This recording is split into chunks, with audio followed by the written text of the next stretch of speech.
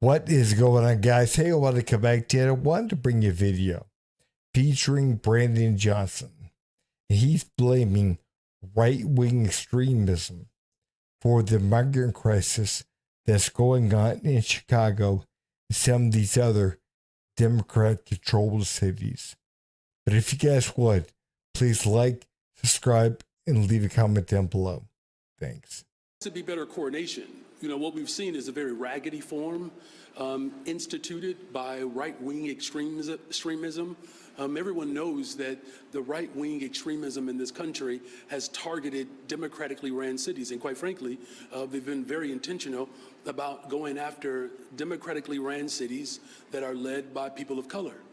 And their whole motivation is to create disruption and chaos, because that's what that particular party has been about. Right? This is the same political party that did not want to accept that President Obama was actually an American.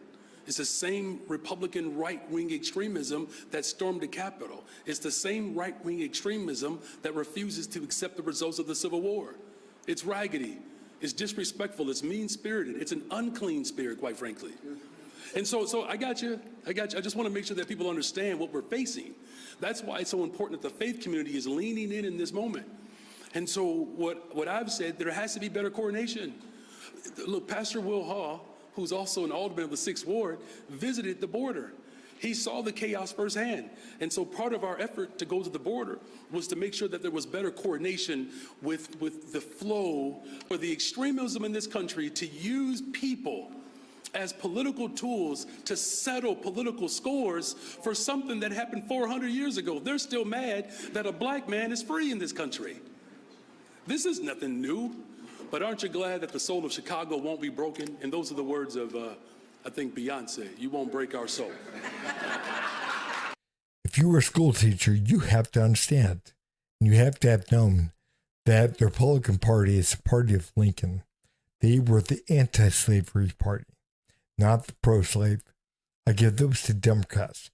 And we have to truly recognize, man, right now in this country, the only racist party still is the Democratic Party. I mean, truly, look at that for a minute.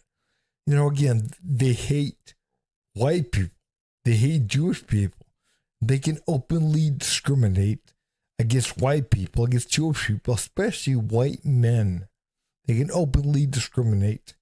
They can say whatever they want. I mean, look at Brandon Johnson, look at Jamal Bowman, look at Eric Adams, look at AOC and the squad.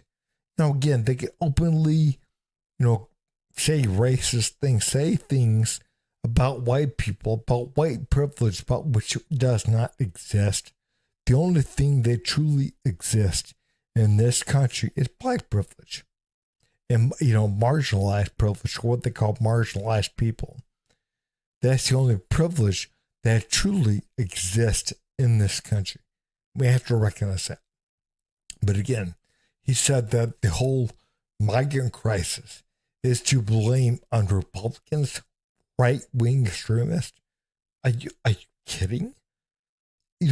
Black Democrats, not only black Democrats, but black Democrats, Democrats of color, they have championed the borders being wide open, allowing everyone to come across the border. They would champion that kind of stuff. And again, they also had themselves set up as sanctuary cities.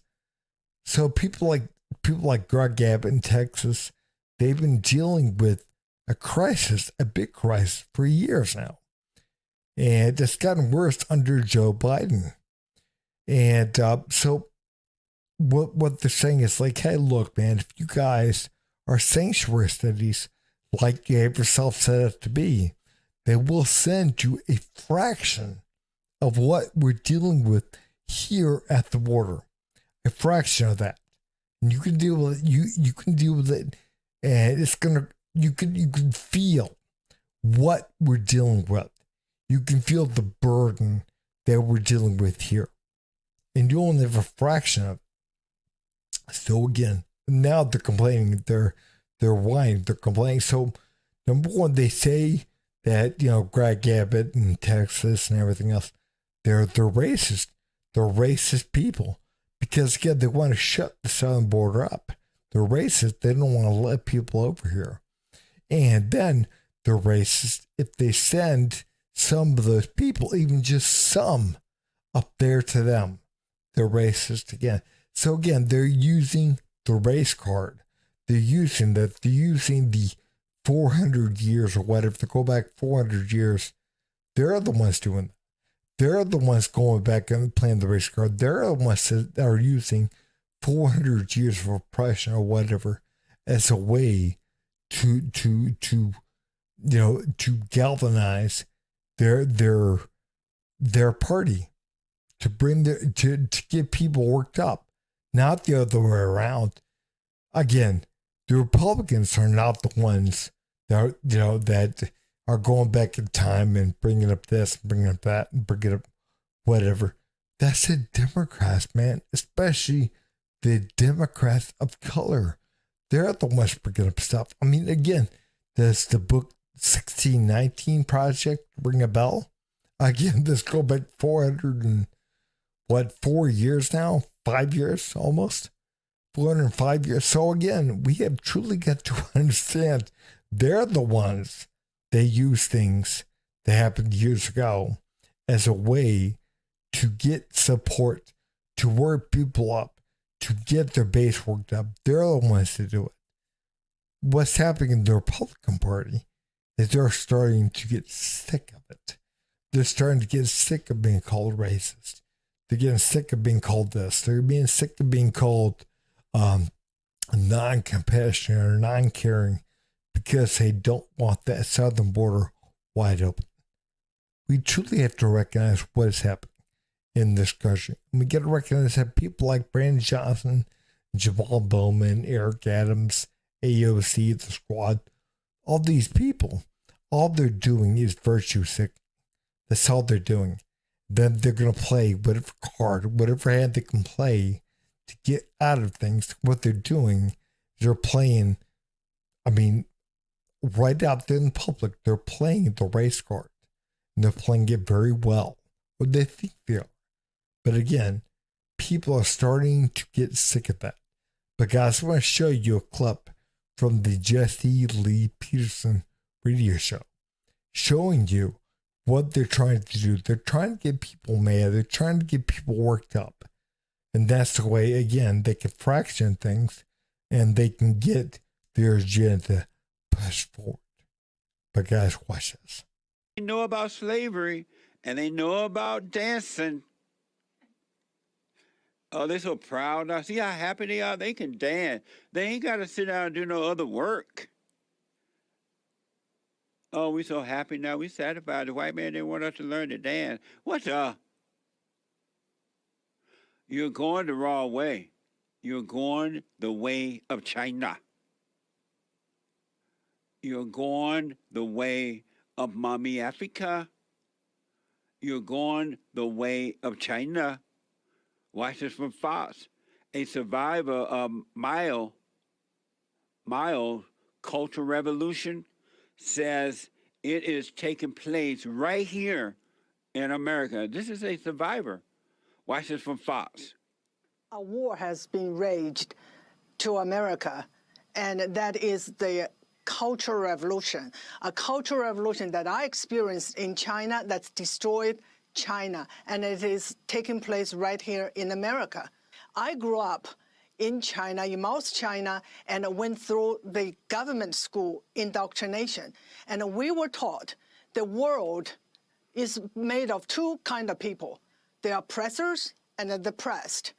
The oppressed are the virtuous people, and the oppressor are the evil ones. So there's no thinking involved. That is called the Cultural Revolution. You get rid of anything that is traditional. Get rid of the American founding principles to replace with Marxist ideology, simplified as DEI.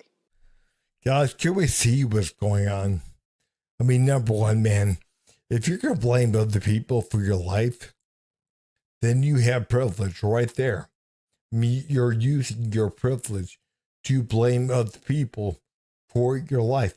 That's what you're doing. But again, you're also unfortunate, man. It's also unfortunate because you're not going to get anywhere.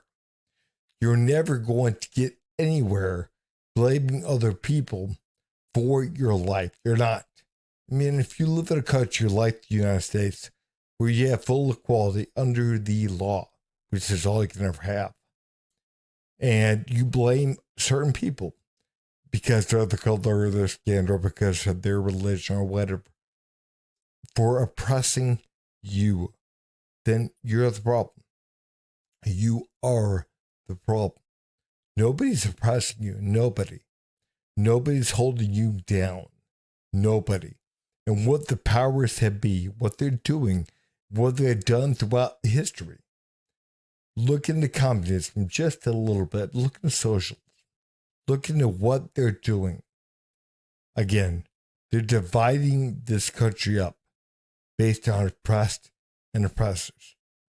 And again, they're getting certain people to believe, oh, we're so oppressed. We're so oppressed. We're so held down. And they're pointing to other people as the cause of their oppression, which really, again, they're not oppressed, but they're pointing to other people.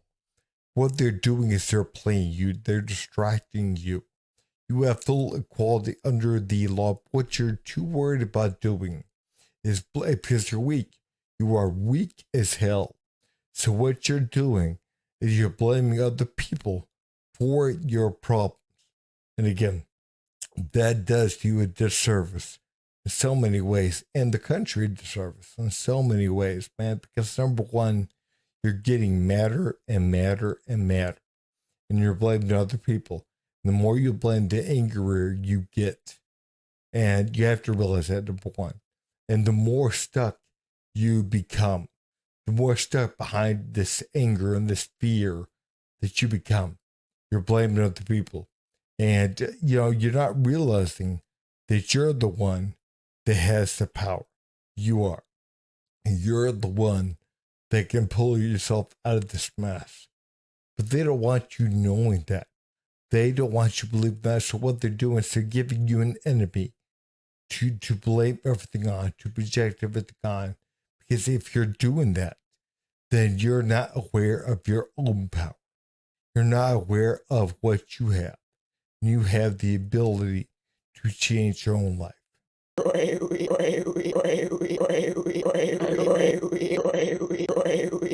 You son of a.